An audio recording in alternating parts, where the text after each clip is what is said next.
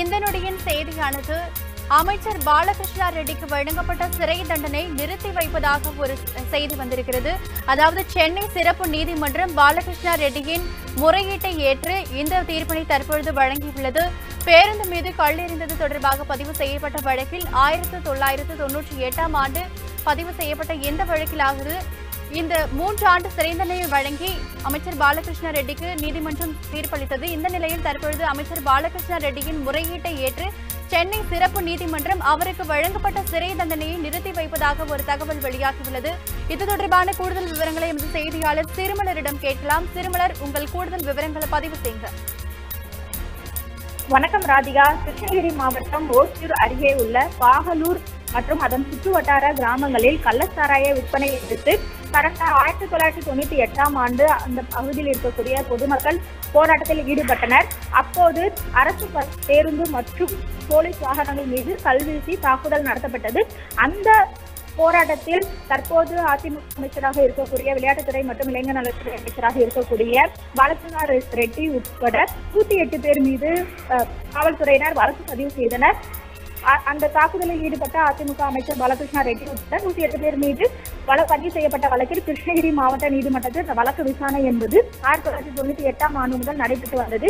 இந்நிலையில் எம்பிக்கள் மற்றும் எம்எல்ஏக்கள் மீதான வழக்குகளை விசாரிப்பதற்காக சென்னை மாவட்ட ஆட்சியர் அலுவலகத்தில் ஒரு சிறப்பு நீதிமன்றம் அமைக்கப்பட்டு அது தொடர்பான தமிழகம் முழுவதும் எம்பி மற்றும் எம்எல்ஏக்கள் மீதான வழக்குகள் அனைத்தும் இந்த சிறப்பு நீதிமன்றத்துக்கு மாற்றப்பட்டது. அதன் அடிப்படையில் அமைச்சர் பாலகிருஷ்ணா ரெட்டி மீது இந்த அரசு பேருந்து மீது கல்வீசி தாக்குதல் நடத்தியது தொடர்பான வழக்கும் சிறப்பு நீதிமன்றத்துக்கு மாற்றப்பட்டது. இந்த சிறப்பு நீதிமன்றத்தில் தொடர்பான வழக்கு விசாரணை முடிவடைந்து இந்த வழக்கில் இன்று நீதிபதி சாந்தி தீர்ப்பு வழங்கினார். அந்த தீர்ப்பில் அமைச்சர் பாலகிருஷ்ணா ரெட்டிக்கு 3 ஆண்டு சிறை தண்டனையும் 10,500 ரூபாய் அபராதம் விதித்தும் உத்தரவிட்டிருந்தார்.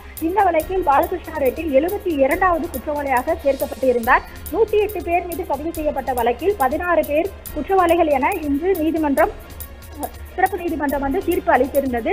இதனால் அவருக்கு 3 ஆண்டுகள் சிறை தண்டனை வழங்கியுள்ளதால் அமைச்சர் பதவி மற்றும் சட்டமன்ற உறுப்பினர் பதவியும் போகக்கூடிய ஒரு நிலையும் ஏற்பட்டிருந்தது. இந்நிலையில் தனக்கு விதிக்கப்பட்ட தண்டனையை நிறுத்தி வைக்க கோரி அமைச்சர் பாலகிருஷ்ணா ரெட்டி நீதிமன்றத்தில் ஒரு மனு தாக்கல் செய்தார். அதில் இந்த வழக்கில் தனக்கு 3 ஆண்டுகள் சிறை தண்டனையும் அபராதம் விதிக்கப்பட்டுள்ளது. இந்த தீர்ப்பை எதிர்த்து தான் மேல்முறையீடு செய்ய இருப்பதால் தனக்கு இந்த வழக்கில் விதிக்கப்பட்ட தண்டனையை நிறுத்தி வேண்டும் எனவும் ஒரு கோரிக்கை மனு தாக்கல் செய்யப்பட்டது. இந்த கோரிக்கையை ஏற்ற சிறப்பு நீதிமன்ற நீதிபதி சாந்தி தற்போது பாலகிருஷ்ணா ரெட்டிக்கு வழங்கிய அந்த 3 ஆண்டு சிறை தண்டனை என்கிற உத்தரவை நிறுத்தி வைத்து உத்தரவிட்டிருக்கிறார். இதனை அடுத்து பாலகிருஷ்ணா ரெட்டி இது தொடர்பாக உயர்நீதிமன்றத்தில் மேல்முறையீடு செய்வார். அந்த மேல்முறையீட்டு மனு தொடர்பாக விசாரணை என்பது நடைபெறும். தற்போதைய அடிப்படையில் அமைச்சர் பாலகிருஷ்ணா ரெட்டிக்கு விதிக்கப்பட்ட தண்டனை என்பது நிறுத்தி வைக்கப்பட்டிருக்கிறது. அதனால் அவருக்கு அந்த அமைச்சர் பதவிக்கோ அல்ல சட்டமன்ற உறுப்பினர் என்கிற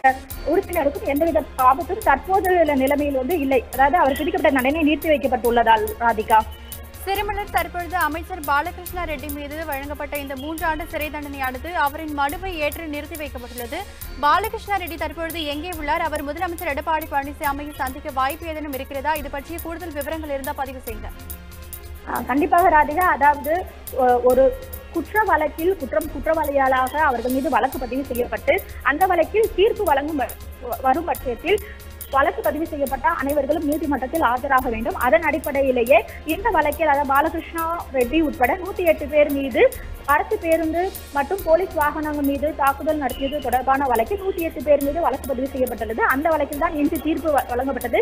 இன்று இந்த வழக்கில் தீர்ப்பு வழங்கப்படும் என்று முன்னரே தெரிவிக்கப்பட்டுள்ளதால் பாலகிருஷ்ணா ரெட்டி உட்பட அனைவரும் நீதிமன்றத்தில் கட்டாயமாக ஆஜராக வேண்டும். அதன் அடிப்படையில் பாலகிருஷ்ணா ரெட்டி உட்பட மற்றவர்களும் இன்று நீதிமன்றத்தில் ஆஜராகி இருந்தார்கள். அவர்கள் இந்த தீர்ப்பு என்பது வாசிக்கப்பட்டது. பாலகிருஷ்ணா ரெட்டிக்கு 3 ஆண்டுகள் சிறை தண்டனையும் 10,500 ரூபாய் அபராதமும் அவர் உட்பட அந்த 108 பேரில் 16 பேர் மட்டுமே குற்றவாளிகளாக அறிவித்து நீதிமன்றம் தீர்ப்பு அளித்திருக்கிறது. சிறப்பு நீதிமன்றத்தில் தான் தற்போது அமைச்சர் பாலகிருஷ்ணா ரெட்டி இருக்கிறார். முதல்வர் இல்லத்தில் முதலமைச்சர் மற்றும் சட்டத்துறை அமைச்சர் ஆகியோருடன் மட்டுமே ஆலோசனை என்பது நடைபெற்று வருகிறது. அடுத்த கட்ட நடவடிக்கைகள் அடுத்து மேல்முறையீடு செய்வதா என்பது தொடர்பாக முதலமைச்சர் இல்லத்தில் ஆலோசனை நடைபெற்று வருகிறது. தற்போது பாலகிருஷ்ண ரெட்டி நீதிமன்றத்தில் இருக்கிறார். இந்த நீதிமன்றமும் அவர் விதிக்கப்பட்ட தண்டனையை நிறுத்தி வைத்துள்ளதால் அவரை கைது செய்வதற்கான அவசியம் என்பது கிடையாது. எனவே இதற்கு அடுத்ததாக முதலமைச்சர் இல்லத்திற்கு சென்று முதலமைச்சரை சந்திப்பதற்கான வாய்ப்புகள் இருக்குது. ஆனால் தற்போது வரை அமைச்சர் பாலகிருஷ்ண ரெட்டி நீதிமன்றத்தில் தான் இருக்கிறார். ராதிகா, உண்மை செய்திகளை உங்கள் கண்முன் கொண்டு வரும் காவிரி நியூஸின் யூடியூப் சேனலை சப்ஸ்கிரைப் செய்யுங்கள். நொடிக்கு நொடி நாட்டு நடப்புகளை தெரிந்து கொள்ள kaverinews.tv, Facebook, Instagram, Twitter போன்ற சமூக வலைதள பக்கங்களோடு எப்போதும் இணைந்திருங்கள்.